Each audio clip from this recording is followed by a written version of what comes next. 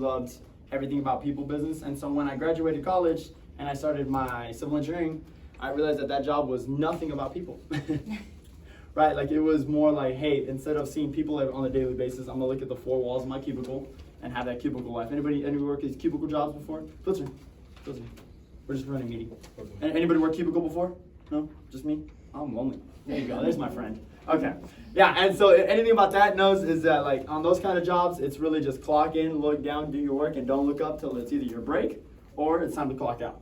And it was really just an input-output business, and I realized very early on that what I wanted out of life was something that was not going to be given to me at that job. And so I quit. Right? I quit, headed in there, and the marketing world found me. Richard found me, Chang found me, and they really took me in and really just taught me the ways of life, taught me the business, taught me the way to think, and taught me how to carry myself in an entrepreneurial mindset. And the biggest thing is that I always thought this business, right? I was very narrow-minded, so I was never like a talented guy.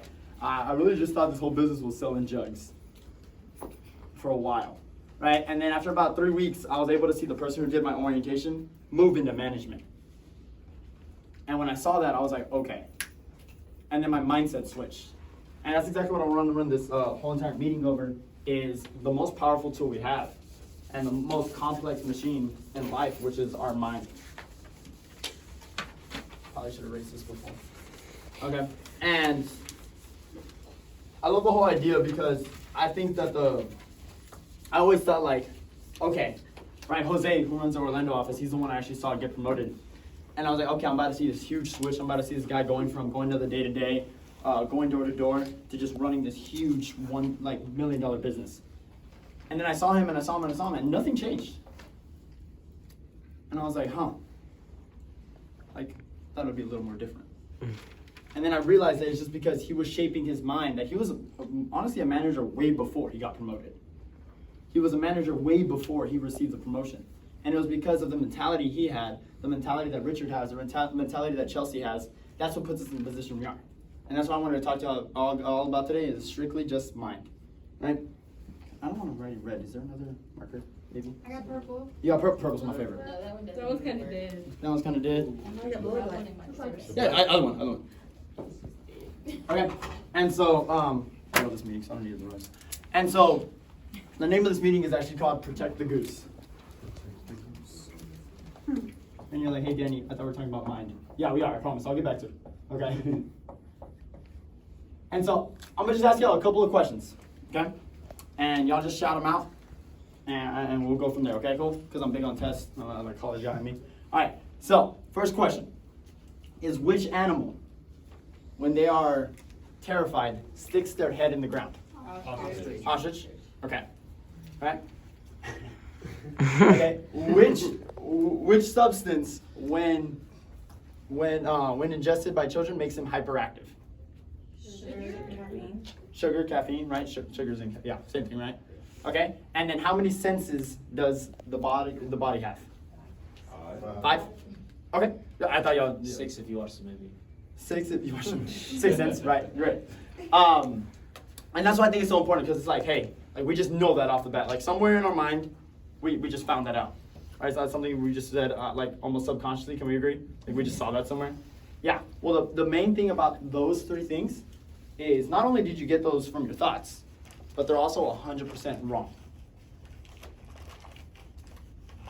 And when I saw this meeting, I was like, okay, like hold on, what? like hold on, am I wrong? And so there's actually like the ostrich sticking their head was actually when early westernization was occurring. They would see an ostrich from the distance, and they were eating something off the ground, and they just assumed that they were sticking their head in the ground. And so now you see it in cartoons, you see it, but there is no fiction, like there is no non-fictional image. Like if you look on the internet, there's no image on the website of an ostrich sticking their head in the ground. There isn't. Can't find one. The second one is sugar. Also wrong. There has been no test that can connect hyperactivity to kids consuming sugar. Yeah, I make you a little bloated. Yeah, I might make you a little fat in the end. Yeah, it's not entirely good for you, but there is no correlation between that. And as far as for the 5 senses, right? Aristotle came up with the body having 5 senses. And if anybody knows Aristotle, That was 2,300 years ago. So we've made a couple of advancements between then, right? Like now, actually, scientists have found out that there's over 20 senses. There's the sense of hunger, there's the sense of balance, there's a sense of acceleration, there's a sense of itchiness, right? There's a sense of needing to pee, right? Like there's a whole lot of more senses, but yet, that's what we were learning. And we just assumed that as fact. Like y'all said ostrich, clear as day, right? And I remember me too, I was so excited, I was like, ostrich. And then he was like, yeah, that's fine. I'm like, I didn't say ostrich. Take it back. Right? And so the story that when this guy was going through telling me this meeting was that he was in a conference, and afterwards he was handing out his outline, handing out his contact information, and he was handing out flyers of paper, right? Pretty normal. And he sees off in the distance this lady's coming up to him, just mad, just like a look of determination, you know, like when this person has just like hatred in their eyes. Yeah, coming to him. And she goes, you shouldn't be doing that. And he's like, what do you mean? Handing out papers after a conference, I think that's a pretty normal practice, right? And he's like, no, you should be sending out emails. That's just wrong. And he's like, that's a pretty bold statement, right? A pretty moral statement coming up to a stranger saying you're just wrong morally, right? And he's like, well, why is it wrong? And he's like, well, you should save the trees. It's good for the environment. And he's like, why? And like this girl was just baffled. Like if that wasn't a good enough answer already. Like just saving the trees to save the trees, right? He's like, well, you should stop cutting down trees like that. It's not good for the planet. And he's like, let me teach you something. He's like, I didn't want to tell this girl wrong, but she chose this battle. So let me just teach you something. He goes, these trees, right? Yes, they do come from, this paper does come from trees, but they come from a tree farm, right? So there's millions of miles of trees planted every single day. I would laugh, bro. Right. There's millions of miles of trees planted, and they're called tree farms, right? And so, like, yes, this paper did come from a tree, but the tree was born to be paper. Like their purpose in life was to be for paper. And so you're telling me if I stop using this paper, there's less trees that need to be planted, which means less of photosynthesis. And if you don't know anything about photosynthesis, it's when trees take up, right? Sun, right? Carbon dioxide. Carbon dioxide, I was gonna say monoxide. Carbon dioxide, take it from the environment and transfer it into oxygen, which means more air to breathe, more living, which is good for the environment. Huh. He's like, so by following your practice, right, there would be less trees planted, right, which means less photosynthesis, which means less air in the world, which is bad for the environment. Like, huh. Also, the thousands of jobs that tree farms create, right? Like no one's in the rainforest just chopping down sequoias, right? No one's at Yosemite Park just chopping down red oak trees. Like that's just not it. Right? Like these trees were planted to become paper one day. And not only do they create a lot of jobs, they're also really good for the environment. And she's like, huh? She's like, I didn't know that. He was like, well, that's apparent. And I'm just laughing at this. He's like, it gets worse. And she's like, huh? She's like, yeah, it gets worse. He's like, why? He's like, well, can we assume that environmentalism is a pretty important thing to you? She's like, well, yeah. She's like, and if you can be so come to me, right, in condescendingly rude way, telling me I'm wrong, and in the end, you're wrong, and this is something pretty important to you, right? Let's put that there. What else is rattling in that mind of yours that you believe to be true that really isn't? And that's what I wanted to talk to you about today, the mind. Right, the mind is the most complex machine, and it is the best tool. The mind. I want to make people sit down, boy. He's speaking every word. Right, the mind is a tool, and just like every other tool, it needs to be sharpened. Right, and then we're laughing at this girl right now, right? We're laughing at this girl because you're like, damn, she showed up. Right, like she got educated, right? But then how many of us said ostrich? Right? How many of us thought that there was 5 senses about 30 seconds ago? Me too. It's okay. And it's because the mind is a tool, and depending on what you sharpen with it, determines what that mind can do. And that's why I want to talk about protecting the goose. Again, you're talking about trees, you're talking about gooses, geese, what's up? The reason is the way you connect yourself to your manager, the way you connect yourself to your upline, the way you connect yourself to the people around you. That's the tool you're sharpening.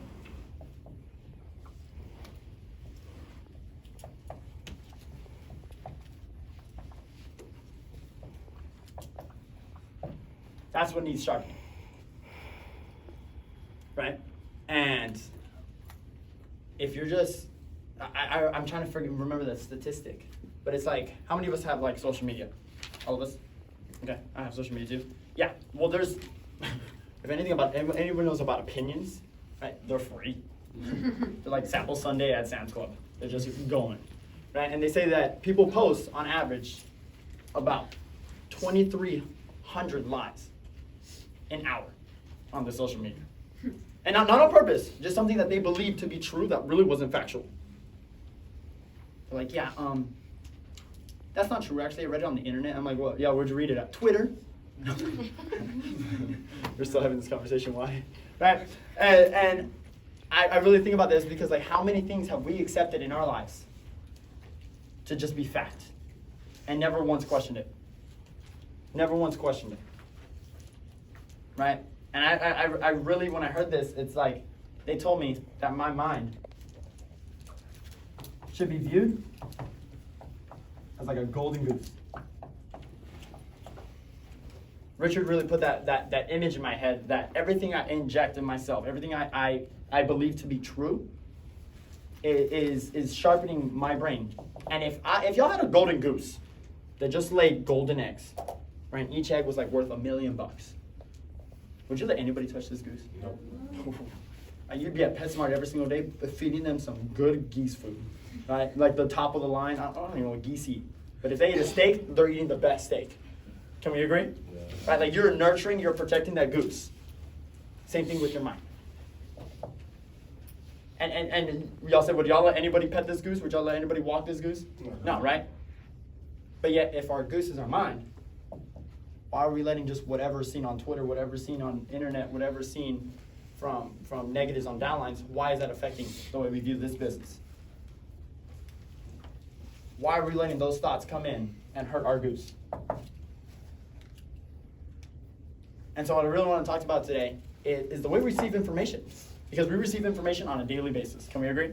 Yeah. The people we interact with, the people we hear, the people we read, the audios we listen to, we receive information on a daily basis, naturally. But we can control that funnel of what actually enters our goose. And that's what I want to talk about, is the 3 ways to receive information.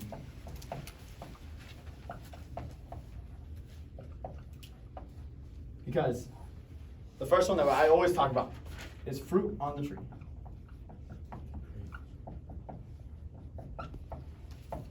Fruit on the tree. My parents actually, I love them to death, right? They're 39 years old, so pretty young. Right? They have 4 kids. Yeah, they have 4 kids. Wow. Right, they have 4 kids. Right? They've been married. They just hit their 25th anniversary a month ago. Right? So a quarter of a century. My mom has known my dad. They were middle school sweethearts. They fight just like every other marriage, but they always got through it. And so when I started dating in high school, I'd be like, hey mom, I really like this girl. What should I do? Like, how do you like to be flattered? Like, how should I take this girl out? Because they had fruit on the tree. Then when I got into this business, and I told my mom the opportunity, she's like, oh, why aren't you using your degree? Why are you going around door to door? And I'm like, Mom, I'm going to own a business one day. And if you start off with that statement, guys, woo-hoo, you put yourself in a position. And I was so excited about the business because I just seen Jose got promoted. And I'm like, Mom, I'm going to own a business. I'm going to earn 6 figures by the end of this year. And she's like, you are in a scam. She's like, oh, honey, ay, mijo. Sit down, let me make you some caldo. Right? Like, right? And I was like, what's wrong? And she was telling me, she's like, no, this is the way businesses should be run. You should work, right? Start at the bottom, climb the ladder, right? Work there for a minimum of 4 years, ask for a raise, and then work your way up. And I'm sitting there, I'm like, I don't like that. That don't sound right with me, right? So I stuck to this business. My parents weren't too happy, now they are, right? And when I got promoted, right, my dad, he does run a business, but he doesn't run anything. He owns a chain of mechanic shops, so he's a pretty successful guy. But he always ran it on a different type of leadership. Ran it by positional leadership. And if anyone's read the 5 Levels of Leadership by John C. Maxwell, I would definitely read that. The first one and the lowest one is positional leadership. Right? People would follow him because he's the one who signs the checks. Right? And he's like, now that he's like, he's like, my dad goes, I guess it wasn't a scam. Right? Like, only took you 6 months to realize it. Right? And so he goes, okay, well, if you're gonna be the boss, there's a couple of ways you need to tell your talk to your people. And he goes, don't ever let them be complacent. Don't ever let them be your friend. You have to be the man in charge. You have to be the king of the entire castle, right? So you need to rule over them. And compared that to what I heard of Richard, I'm like, yeah, this is why you would never make it in this business, right? And then I was like, okay, so now I know what my parents to go about. Quarter of a century that they've been married. He's been married to my mom, so they're very have a lot of fruit on the tree about their marriage, but nothing about running a successful this business, this type of business. And that's what we need to talk about, is because I feel like we get so many outside influences about this business from people who aren't in this room right now. How many of us have we told our parents about it and they're not too happy about it? Woo! Yeah, I was in the same boat. But I realized early on that I had to protect my goose. I realized early on by listening to my coaching, by listening to the lifestyle I was given, and being trained in life and in this business by all of my uplines, that I had to test them on if they have fruit on the tree in the topic we were talking about. So are they knowledgeable in the topic?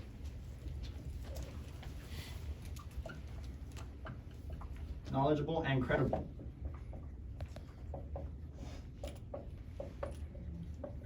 Right? And it does affect us. It's okay. It's normal. Right? Like it almost feels like our biggest outside influences are the people we love the most. Can we agree? Whether that's our parents, whether that's our significant other, most of the people that we live in our household, right? That share a house with us or share a living situation, that's where we see the most free opinions. Right? And I really realized early on that I'm like, okay, I'm gonna go to people who have fruit on the tree. Hey Richard, people told me that it's this type of business. Am I right? Or should I shift my mentality? And asking that kind of question by not coming in hostile, like the girl who was talking about the paper, right? I'm like, hey Richard, this is what I think this business is. Am I right? And allowing yourself to have the humility, to have the vulnerability, to be willing to change what you've learned,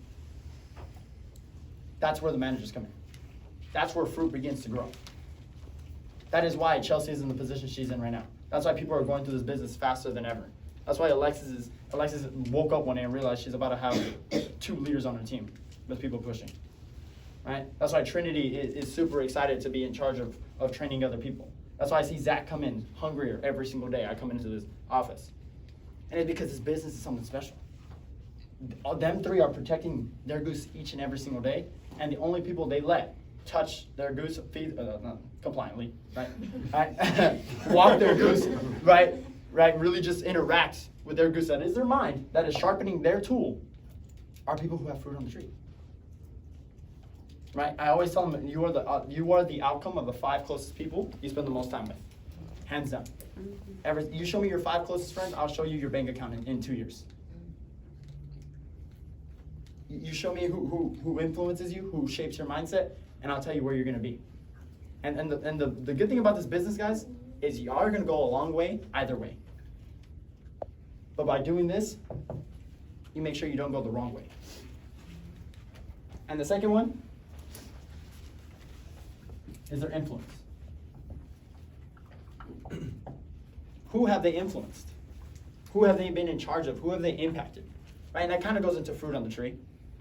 Right? But I always like to make it separate because it's like when I looked at the people Richard was inspiring, when I looked at the people that Chang was inspiring, when I look at people like Raph, who like this man walks in and like everybody's like, oh, that's Raph. Right? And if you don't know who Raph is, he started the business about 5-6 years ago. And he's about to get promoted to national consultant officially on Tuesday. Right, so this man's about to retire at the age of 27. Right, this year, yeah, I'm super excited for him because he's my upline's upline, right? And I've only personally talked to him once, but he's influenced me so much through Richard. This man is about to break 1.2 million earning passively this year alone. Right, and becoming, and I didn't realize that this business, he protected his goose each and every single day. If you see the people he hangs around with, right? Like he's like, yeah, my goal is just to have 3 millionaires on my team, or 5 millionaires on my team, and just said it casually and walked off and was biting on a sandwich. imagine, like some people are like, hey, I want to make $1 million. Like how many of us have thought that way? Like, I just want to be a millionaire. Right? This man has shifted his mindset, sharpened his mind so much that he's like, yeah, I want to have millionaires on my team that I'm in charge of. That's a dog, right? Like that is, and the person, I know he had fruit on the tree and he influenced people because it got people like Richard to the position he's at. Started off in 2018, right? Now he's become the #1 sales office. He's done 298 apps in 3 days. He's about to break 600 this week by far. And if anyone doesn't know that math, the way Nestle pays out, that's over a $70,000 wire in a week, right? And that is not because, and I'm only talking about money, guys, because it creates options, right? Trinity loves this topic, right? I don't talk about money because I like money, right? I talk about money because I think it's selfish if I can only pay my bills. I think it's selfish if I can only afford what I want to afford. I like the options it creates, right? The ability, the influence that Chang has had with her position in money is that she's retired her family. She's moved them over from Vietnam, right? Both her mom and her dad. She's retired her husband. Right? And she's able to buy like multiple properties. I think she invested like $200K on real estate, like not even 2 months ago. And if you look at her, you would never realize that she's a very wealthy person. And wealthy in mindset and in money too. Right? And it's because she protected her goose. And I'm talking about all these people, and that's because these are the people who influence me. The only difference between me and you guys is time. The only difference between me and you is that I realized through my coaching that I listened to the person who had the most fruit on the tree and the most influence. Because who have they impacted? And not even that, who have they successfully impacted?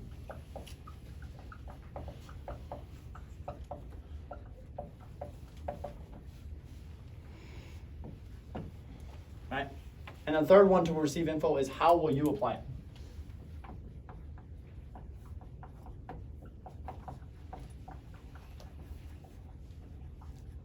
Right? Sometimes I always heard Richard say, like, Richard will always talk about money. And I'm like, okay, so I have to be rich. And because I knew he had fruit on the tree, and I know he had influence because he had multiple outside promotions, but this is the part I was lagging, is how will it be applied to me? Like, I never understood why he wanted so much, so much passive income. And if you have a conversation with Richard, right, all my office feels like they know Richard hands down because I'm always talking about him. And it's because he always talks about, he's like, yeah, I just want to retire my person. Right? He's a soon-to-be dad, and he's like, yeah, I just want to see my son grow up. I'm trying to retire my mom, who's worked at Nintendo for over 40 years, who's never met the CEO, right? And I'm telling her to retire, and it's just a fact of like he wants to move them over from Spain over to here. And it's like people who have that kind of position, but have the right morals, who have the right ethics, who protected their goose each and every single day through the training and on, are the people who always have fruit on the tree, who are people who will always have influence, and the people who know how it applies to them and apply it correctly and effectively. So for like the people in Charlotte, guys, like y'all have an epitome, and actually the blueprint right there. A great servant leader who successfully went through the trials and tribulations that is the field, got through it, right? And sent it from someone who's her mentor is Chang, who's a regional consultant. And I feel like we're not utilizing her enough. We almost listen to the people around us more than we listen to Chelsea. And our leaders, and it's okay, right? I was the exact same way. I was comfortable. I was like, hey, I'm making pretty good money.